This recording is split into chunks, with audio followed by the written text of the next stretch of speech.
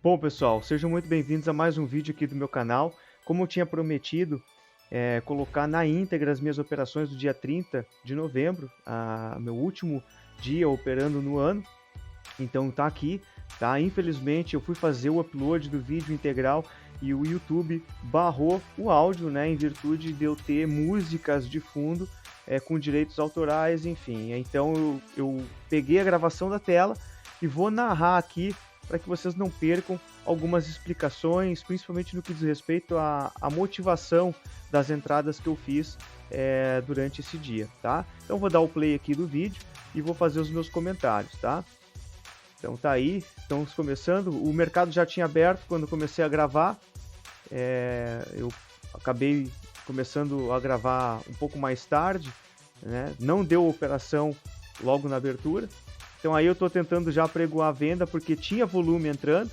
Embora aqui nós não notamos volume de venda pelo Times and Trades do cheio, no Times and Trades do mini, né, tinha muito volume entrando. Então isso foi o que motivou a minha venda, tá? Budo, aonde que você vai colocar seu stop aqui no caso, tá? Meu stop ficaria acima da VWAP aqui. Se o mercado avançasse acima da VWAP com muito volume, então eu estoparia a operação. Eu não costumo operar com stop apregoado, certo? Então eu prefiro estopar na mão, eu tenho essa reação, mas para vocês que estão começando agora no mercado, né, para quem não tem muita experiência ainda, recomendo trabalhar sempre com stop apregoado. E eis que a minha leitura estava certa e começou a entrar volume frenético de venda, inclusive aqui no cheio, tá? Uma pergunta que vocês vão fazer, Budo, mas e aí, qual que é o Times and Trades que está mandando? Existe essa discussão ainda hoje, né? Vale mais o Times do mini, vale mais o do cheio? Bom, é inegável que a gente tem que colocar uma atenção, a gente tem que direcionar atenção também no Times and Trades do mini, tá? Houve uma transferência de liquidez para esse contrato. É notável que os grandes players também estão arbitrando operações usando o mini contrato de dólar. Então, boa parte da liquidez, das movimentações do mercado se refletem nesse Times and Trades, tá? Nesse ativo. O cheio está com baixíssima liquidez ainda, a gente vê muito HFT agindo, tá? Então está bem difícil de ler o fluxo com base nisso. Eu encerrei a operação ali, tá? Já vou reposicionar aqui 100 contratos, tá? Deixa eu só dar um... Aqui, vamos lá, vamos observar aqui. Tá? Foi um mercado um pouco mais volátil em virtude da rolagem, né? No dia 30 a gente já começou a operar o dólar F21, que é o primeiro contrato já do ano que vem, né, de 2021. Então, todo dia de rolagem, que é o último dia do mês, no caso do dólar, né, para quem opera índice, é sempre na última quarta-feira, mais próxima do dia 15, né? Então, no dólar é sempre o último dia do mês. E a gente tem uma transferência de liquidez do contrato que está vencendo para o contrato novo. Tá? Isso deixa o mercado um pouco mais volátil, né? Com liquidez ainda mais reduzida do que já estava. E além disso, as brigas pela Petax, elas são frenéticas, tá, pessoal? Porque a gente tem a definição da Petax mensal nesse último dia aí. Aqui eu apregou uma compra ali acima da VWAP, tá? O mercado ganhou a VWAP com volume ali, entrou volume comprador, tá? A gente vê um pouco de volume, inclusive, aqui no dólar cheio, né? Os players começam a colocar ordens aqui de defesa, mais abaixo, obviamente, mas demonstra intenção de compra de alguns players. E observem que o mercado veio contra a minha posição num breve momento ali, né? Eu vi que ele caiu sem volume, por isso que eu não estopei. Tá? Se tivesse volume de venda entrando, eu estoparia a operação. Mas eu tenho aqui um balizador para o meu stop, que é justamente a mínima do dia. Tá? Então, ali, ó, a mínima do dia no 277, que era um ponto muito importante. Eu tenho todo esse lapso aqui, né? Toda essa lacuna de preço, que eu poderia trabalhar mais contratos, dependendo da circunstância, né? E deixar o mercado fazer o balanço dele ali. Muita gente acaba violinada no mercado em virtude de não ter esse desprendimento mental para fazer isso aí. Acaba se apavorando Aqui nós temos aqui basicamente 10 pontos aqui de distanciamento, que é o meu stop diário, né? Se eu tomo um stop de 10 mil, meu stop é financeiro na maioria das vezes, mas eu tenho um elemento técnico balizando, isso é muito interessante, embora a gente tenha a definição de um stop financeiro, é bom ter um elemento técnico para balizar a nossa saída da operação. Qual que é o meu elemento técnico aqui? É a mínima do dia. E a mínima do dia coincide exatamente com um ponto que eu tenho traçado no gráfico. Infelizmente eu não estou mostrando aqui, porque eu gravo sempre a minha tela de fluxo, que é a minha tela principal, tá? Como eu costumo dizer, é o meu para-brisa. Então, logo na sequência, eu já faço uma parcial, procuro afastar rapidamente o meu médio. Aqui no caso eu fui, já logo saí da operação, acabou constituindo aí, caracterizando um scalp muito rápido que eu fiz.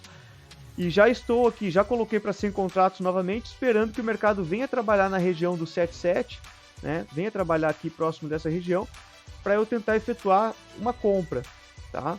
O mercado entrava aqui próximo dessa região aqui, ó, do 283 aqui, o 278, e perdia volume, tá? Mas vamos ver, vamos deixar o trade, vamos deixar o mercado rolar aqui. Ó, já estou ali tentando apregoar uma ordem no 277. Em mercado volátil, caso vocês perguntem assim, mas Budo, você costuma operar apregoando as suas ordens, né? Ó, notamos uma absorção forte aqui no 280, eu podia ter tomado dólar aqui, tá? Eu conseguiria alguma pontuação mais rápida aí, ó. A gente nota que a força vendedora não está conseguindo romper a barreira do 280, e eu podia trabalhar até abaixo do 77. A minha mão cheia é em média de 300 contratos, mas eu trabalho com 100 contratos, o que dá. Eu extraio o que dá de lucro com 100 contratos e seguro no máximo 500 na mão, tá?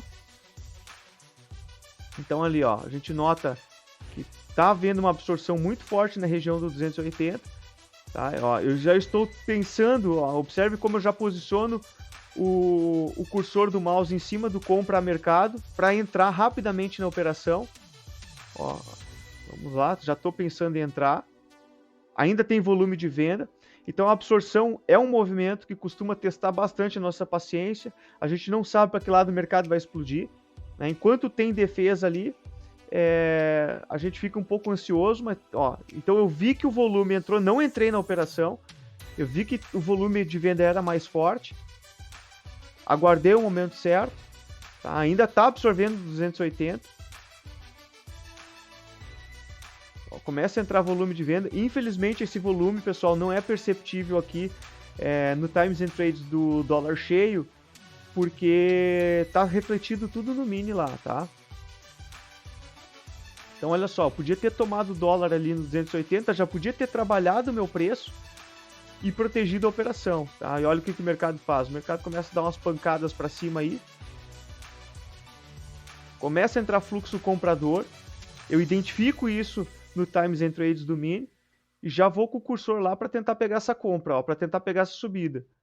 Infelizmente eu não fui rápido o suficiente no gatilho, tá? Ó, a minha intenção aqui é de compra, ó. Aí eu vejo que entra volume de novo. Esse mercado de agora, para quem é leitor de fluxo, tá bem complicado. Por quê? Porque a gente vê uma dinâmica muito equilibrada nas ordens nas agressões de compra e venda. Então entra volume de compra, na sequência já entra volume de venda, derruba o preço, então tá bem complicado operar estritamente pelo fluxo, ó. Mas observe que eu demorei para fazer essa compra, tá? Eu podia ter comprado lá na região do 280, a leitura estava certa, o meu stop era pequeno, então o risco-retorno valia muito a pena. Eu entraria no 280 e poderia estopar abaixo do 77, o stop aí seria ainda mais curto. Acabei comprando ali próximo da região da VWAP. Tá? Não pegou todos os contratos, infelizmente. E aí, por que eu desço a minha ordem? Tá? Eu não vou comprar 2 contratos e depois, na sequência,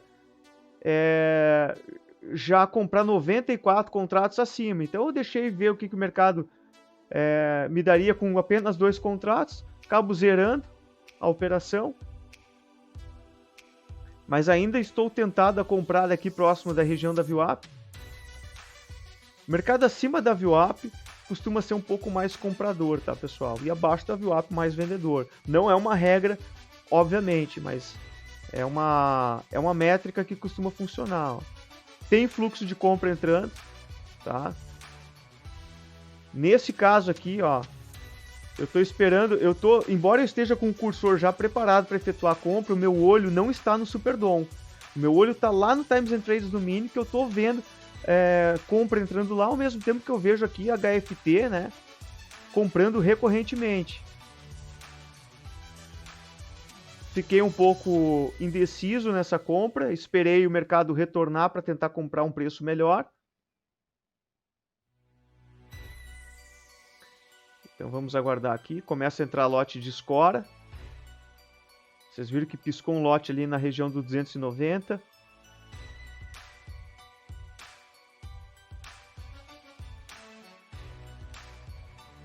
Então eu hesitei um pouco para fazer essa compra ali. Observe que se eu tivesse comprado naquela absorção lá no 280, eu teria feito uma pontuação extraordinária. Tá? Já teria colocado uma boa grana no bolso. E por isso que eu sempre digo e reforço para meus alunos, não dá para pestanejar, não dá para dormir no ponto. Enxergou a oportunidade, entra. A absorção tem um índice de acerto de 75% a 80%. Tá? O máximo que pode acontecer é o mercado, ele pega a sua ordem de entrada, recua um pouco, para depois ter um novo movimento de ignição contra a sua posição, no caso, toda operação de absorção, né? Basicamente todas as operações com base em absorção e até mesmo exaustão, a gente está contra o movimento do mercado, mas o risco-retorno acaba compensando muito. Tá?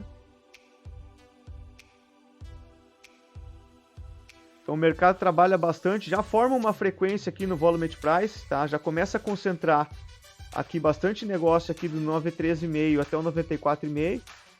Não é uma concentração que eu gosto de considerar. Eu prefiro um volume maior de negócios e uma frequência maior pelo Volume Price também. Tá? Lá no 302 eu vi que teve bastante negócio saindo lá, teve um direto na verdade. Eu não considero direto na minha leitura de mercado, tá? A configuração que ficou ali no Volume Price, não olho. Porque na minha visão não tem impacto no mercado, tá, pessoal? Aí o dólar cozinhou bastante aí nessa região. Ó, tem que ter paciência. Eu aguardo o momento certo. O pessoal me pergunta muito sobre meu índice de assertividade, que é muito alto. E eu sempre respondo. Tem dois motivos fundamentais para minha assertividade ser tão alta, né? Para eu conseguir ter um percentual de aproveitamento muito grande. Primeiro que eu não hesito nas entradas, eu não costumo hesitar. Eu me considero um trader muito agressivo. Eu enxergo a oportunidade, já entro logo nela. Tá? Isso faz com que a minha leitura, na maioria das vezes, ela está certa. E muitos de vocês que operam, tenho certeza que a leitura também pode estar certa. E o que acontece? Aí o trader vai lá e hesita, né? Você enxergou a oportunidade, não clicou. E quando viu que o mercado lhe favoreceu, ou seja, ele foi em direção ele fez o movimento que você, diante da sua análise, você previu de maneira correta, você perdeu uma parte do movimento, acaba entrando atrasado, o mercado faz um recuo, você se apavora, é estopado. Então não adianta. Enxerga a oportunidade, tem que clicar, sem dó. Então eu acabei comprando muito atrasado, tá? Já coloquei uma ordem oco ali, ó. Eu tenho uma estratégia que é Park Doll 70, que eu tenho uma parcial já com 2 pontos pronta, descarregando 70% da mão. Tá? Quando eu vejo que o movimento ele não é tão certo assim, eu acabo usando dessa estratégia para ganhar bastante agilidade.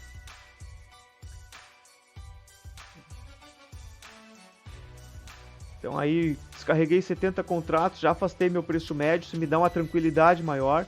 Gosto de operar dessa maneira, principalmente nesse mercado agora. Esse mercado exige muita agilidade. No 309 lá eu tenho um ponto marcado no gráfico, é uma resistência forte, né? Por isso que eu já deixo ali 15 contratos para dar mais uma aliviada. Por quê? porque a tendência, a probabilidade é ele bater no 309 e recuar.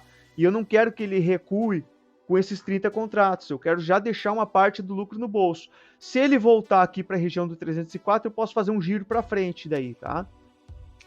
Então foi por isso que eu já coloquei ali aqueles contratos ali para descarregar um pouco mais 50% da minha mão, colocar mais uma parte do lucro no bolso.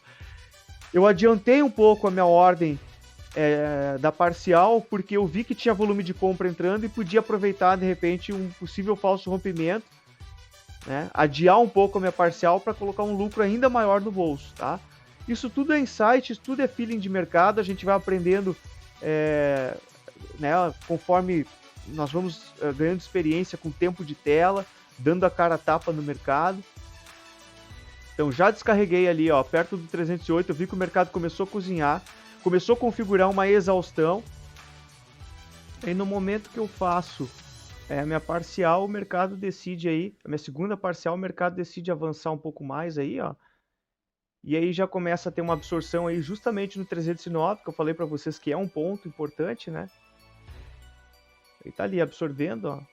Podia colocar essa ordem de 15 contratos um pouco mais para cima, mas decidi proteger ali para não ser violinado. O mercado pode romper esse 309 e me dar uma condição interessante de poder alongar ainda mais o trade. Então vamos lá, vamos continuar observando aqui. Já está me dando 3.650 a operação.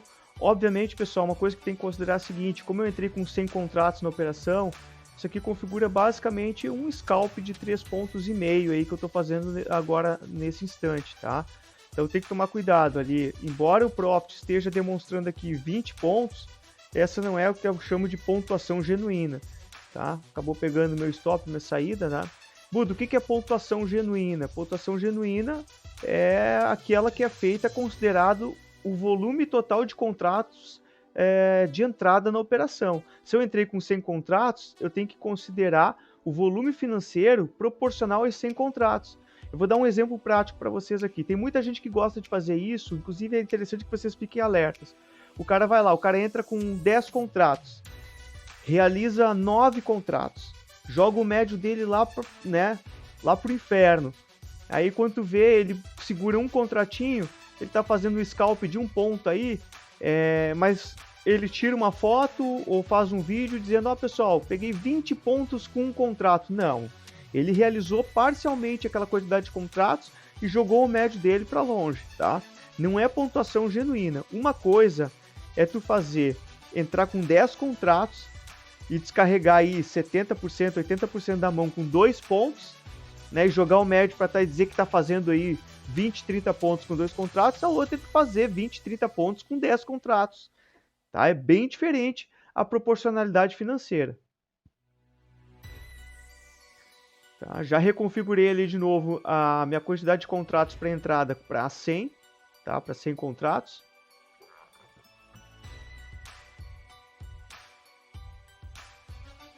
Vamos continuar observando aí. 9h18 da manhã agora, tá? Nesse dia aí, cedo ainda, eu já tinha feito aí, eu acho que 3 operações. E mercado querendo ganhar a região 309, fazendo um pullback agora nesse momento. Budo, fica difícil da gente ter essa percepção porque você não compartilha os gráficos. Infelizmente, pessoal, a composição do meu layout baseado em gráficos, em leitura técnica, está nas outras telas, tá? Então eu acabo gravando essa tela de fluxo, que para mim é o carro-chefe, tá? Na verdade, quando eu digo é o carro-chefe, não significa que eu estou o tempo todo olhando fluxo, tá? Mas é a tela que eu tenho, onde eu gerencio e governo as minhas operações, né? Por que eu gravo essa tela aqui? Porque qualquer problema que der na corretora, essa é a tela principal que eu tenho que... Na corretora ou na bolsa, enfim. Essa é a tela que eu preciso gravar para comprovar qualquer tipo de falha técnica, né? Tanto por parte da corretora, quanto da plataforma, quanto da própria B3. E já dei essa dica várias vezes. É importantíssimo tá? Principalmente para quem quer se tornar trader profissional, gravar a tela. Não precisa ficar armazenando vários vídeos de gravações de tela, até porque isso acaba onerando o HD do computador de vocês aí. Então pode fazer, pode gravar a tela num dia, fazer um estudo em cima das operações que fez, sempre revisando. E esse exercício que eu estou fazendo aqui agora, que é para gravar, para fazer o upload aí para vocês no YouTube, é um reestudo das movimentações de mercado, tá? É muito importante fazer essa análise. Eu julgo mais importante do que simplesmente ficar fazendo replay constantemente, porque fazendo replay você pode se auto-sabotar, você já passou por aquilo, tá? É muito mais importante rever o que você já fez do que refazer aquilo que você fez, tá? Então, revendo, eu posso identificar, poxa, essa operação foi um pouco duvidosa, eu não devia ter entrado aqui, olha só, tem volume contrário entrando. Ou então, ao contrário, poxa, eu podia ter entrado um pouco mais cedo, assim como eu fiz os comentários da primeira operação, eu podia ter antecipado a entrada. Isso agora, olhando, revendo as minhas operações, eu vejo isso muito mais nitidamente, tá? Então o mercado empacou aí na região 304, pode ver que ele já formou aqui uma faixa de preço com alta concentração de negócios, né, em proporção ao que já foi trabalhado nas outras faixas. Então 304, aqui mais abaixo 302 já tem uma concentração grande também. Uma concentração bem equilibrada, né, de compra e venda. Nós não temos como ter aqui um parecer sobre qual que está em vantagem nesse ponto. Vamos voltar a observar aí. Começa a entrar um volume de compra. Tá? Começa a entrar volume comprador. Aqui no Times and Trades do dólar cheio, a gente vê um equilíbrio muito grande das ordens. Entra a ordem de compra, entra a ordem de venda. Entra a ordem de compra, entra a ordem de venda. Então está muito errática a leitura apenas com base no dólar cheio, tá? O mercado querendo ganhar a região 309. Eu sei que se ele avançar o 309, ele vai acelerar o movimento. Por isso que eu já demonstro uma intenção de efetuar a compra. Começa a entrar agressões de compra, principalmente até no cheio aqui, tá? Eu lembro que nesse momento aqui, no Times and Trades do mini contrato, do mini dólar, também entrou muitas agressões de compra, tá? Entrei comprado no 309, um ponto até perigoso para entrar, porque é o que? É um ponto de resistência, ele pode fazer um falso rompimento e retornar. Aí eu rapidamente estoparia a operação, ele acabou desenvolvendo, pegou minha parcial, jogou meu médio por 304, já protejo imediatamente a operação, tá? Por mais que ele retorne, pegue o meu stop gain, coloquei uma parte do dinheiro no bolso, tá, pessoal? Mercado volátil, mercado que está sacudindo muito rapidamente, é assim que a gente tem que operar, a gente tem que ser rápido no gatilho, tá? Então ali, ó, tá um ponto. Por que é perigoso comprar em cima de um ponto assim? Tá? Porque pode acontecer isso, ó, ele não avançou, ele fez um falso rompimento nessa região e retornou. Já protegi, tá? Por mais que ele pegue essa ordem aqui, ó, acabou pegando, foi um scalp aí de 1,5 ponto basicamente, tá? Mas já paga os custos operacionais da operação, tá? É muito mais tranquilo do que deixar voltar aí, tomar um stop e fechar a operação negativo. Então vamos ver, vamos continuar observando ali. A pergunta que vocês podem fazer é: Budo, se você tem uma resistência no 309, não seria muito mais fácil operar vendido? Sim, até agora avaliando aqui, a relação de risco-retorno, ela seria muito interessante, tá, pessoal? Por quê? Porque o meu stop estaria na máxima, na quebra da máxima. E acabou que o mercado entrou volume ferrenho de venda e despencou, né? Já está despencando aí cerca de 10 pontos.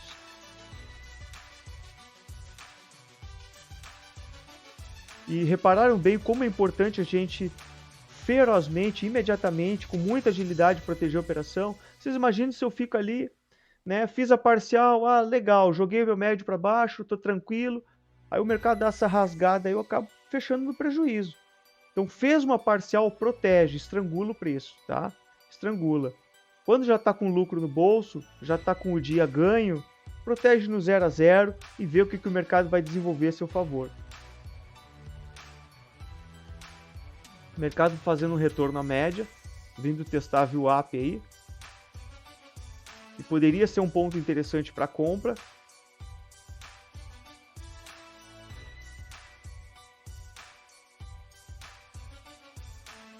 Então olha só, o Times and Trades ficou vermelho aqui de ordens, tá? Embora não sejam agressões com intensidade, elas são recorrentes. Então uma sequência de ordens de venda. E o mercado travou aí na região do 299, que eu também tinha um ponto marcado. Né? Vocês podem observar, embora o gráfico não esteja aparecendo, respeita muito. Já escoraram lote, o lote foi varrido aqui pela UBS, Ideal e demais. O UBS levou boa parte do lote que colocaram ali. A gente já vê XP colocando ordem de venda no 98, XP é a maior vendida do dia.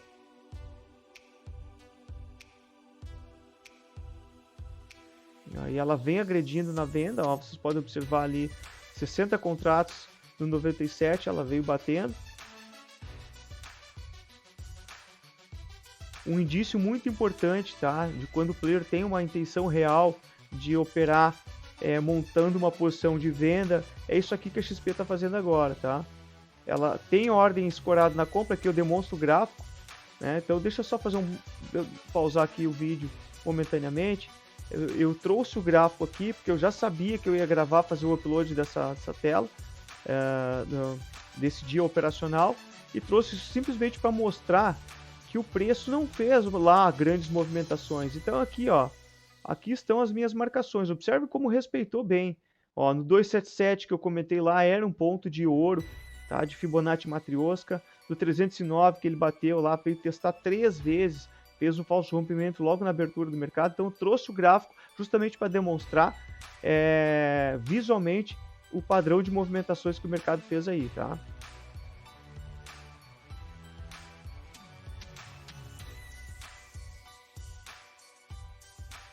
Aqui eu fiz uma breve pausa no vídeo. Acho que com o tempo sem ter movimentação significativa. Aí eu cortei para o vídeo não ficar muito longo. Ó, já estou querendo comprar aí no 301.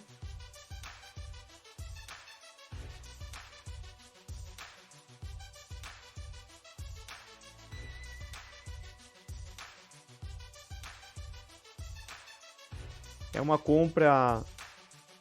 compra duvidosa, tá? Mais acima da região da VWAP. Eu já prefiro comprar mais próximo da VWAP, que o preço costuma fazer um repique na VWAP e avançar, tá?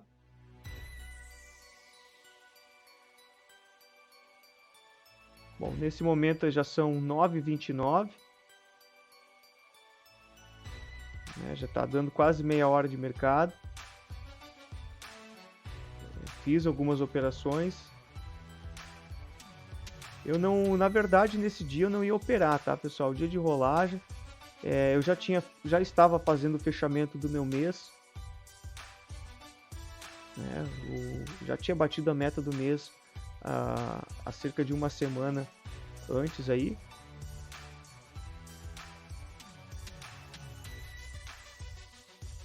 O mercado cozinhou aí na região do 300. Veio fazer um retorno aqui na VWAP. Vamos ver o que acontece aqui agora. Eu acho que eu faço mais uma operação, se não me falha a memória.